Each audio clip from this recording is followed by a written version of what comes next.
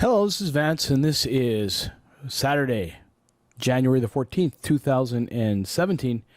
And these are the CL trades for today using the slow hand method for price action.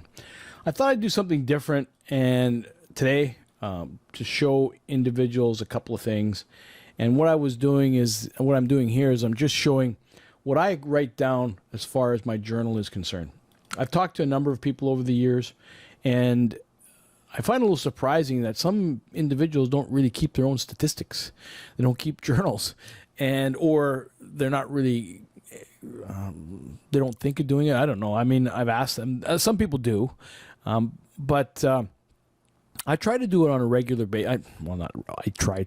I do this on a regular basis. I do it every day. I write in my journal my trades. I try to review them on a weekly basis. I want to kind of keep track of all of them. There's a couple of reasons for it. I also keep my sheets, like as far as from off of NinjaTrader, and my charts. And so I don't print out I print out the charts and I put it in a file so I can take a look at them afterwards and to kind of coordinate, see what I have. Like I like the hard copy because I can draw on instead of on the computer screen, because what happens when if something crashes, you don't have all your information. So I have that plus my journals. I keep my journals, and they're not that, I mean, I try to keep them relatively neat. But the point is that once they're old, I don't really need them. I don't need my journal from last year. It's not posterity. You could chuck them out. But at least for the last few weeks, last quarter and that kind of stuff, so I can see my efficiency. I've got it kind of pretty nailed down now, so I don't really need to keep, but it's a habit that I've gotten into. And the reason I do this is because it reinforces good habits when I'm trading. And listen, we all make mistakes. There are times when I don't really think about it, and I will make mistakes. So the point that I'm trying to make is that if you don't know where you're going wrong, you don't know how to correct it. Okay? So that's really simple. So what I've done here, and there's a couple problems with NinjaTrader as a whole. NinjaTrader, if you trade a number of lots, like you trade 3 lots or 6 lots or whatever you trade, if you're trading that, and what happens is that NinjaTrader often just counts the individual contracts. It doesn't count it in blocks. So when I have my sheet, like when I review the trades, I block them out into where are the winning trades, where are the losing trades, and where are the break even or scratch trades. And the reason I do that is that I lump them together because these will be multiples of 3. So it's roughly 99 contracts, for instance, 37 total trades, but 99 contracts over this period of time from 9 to the 14th. I break them down into what was a winning trade, what was a losing trade, and what was a break-even or scratch trade.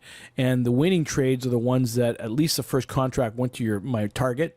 The other 2 might be break-even. The losing trades were the ones that I lost on that didn't go to target at all. And the break-even or scratch trades were the ones that I closed out because it just wasn't in the right position or whatever it may be. Average win is 0.374. Per trade. Average loss is 0.168. Now this average loss takes into consideration not only the losing trade but the BE, the scratch trades as well. Now the reason I count these both together is because a scratch trade, a BE trade or a scratch trade is really a loss. It's a trade that didn't do what you intended on doing, so I consider that a scratch trade. However, for all trades, what I do, like including the other ones, is I put in like this win-loss percentage. I use this as a figure. Efficiency is 78%. It's a little higher than usual, including minus the BE trades. Usually it's about 72 to 74%, somewhere in that neighborhood, so it's a little bit higher. But for all trades, it's 59%, and that's win-loss. Now, this will change depending on kind of like if it's always range days, this is usually about 59%. If it's trend days, fewer trades, and the percentage goes up. It's a little bit more efficient. The maximum adverse excursion was 0.236 for each trade. Now the way I calculate this out is I have to calculate on an individual contract. So that's the way I do it. And the maximum favorable excursion is 0.471, and that's again taking into consideration all the contracts. It's just an average of versus divided by the winning, losing trades and so forth. And that's pretty much it.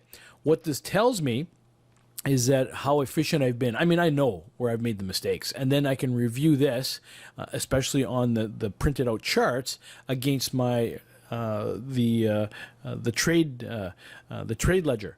I can check against the trade ledger and the areas and the time stamping where I entered, and I review that. Now I review that daily, but I can also, if there's a problem with a particular area, I review that as well.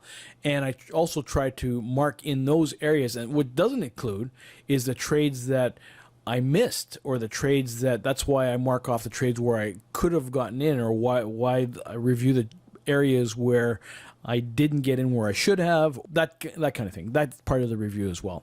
So it doesn't take that long. I mean, frankly, to do the review if it's something that's of particular importance, I'm focusing on a particular trade, 10, 15 minutes max. If if I've really messed up, then I might spend a little bit more time in a particular area to try to settle in my own mind what I did or where I went wrong, and what I can correct the next time if a similar situation comes up. And I try to put it in part of my trading repertoire, at least in the back of my mind, so that if similar situations do occur, that I'm prepared for it. Because remember, we're trading at the hard right edge. You don't know what's going to happen. And so I want to get that information in there, at least kind of review it, so that it doesn't come as a tremendous surprise to me. And that's really the case. I have to recognize the fact that you're going to have losses. You have to have losses. Don't let these losses turn into huge losses because you're stubborn, or whatever it may be. I mean, I've fell victim to that at times too. The market's not going up, and I can't understand why it should be.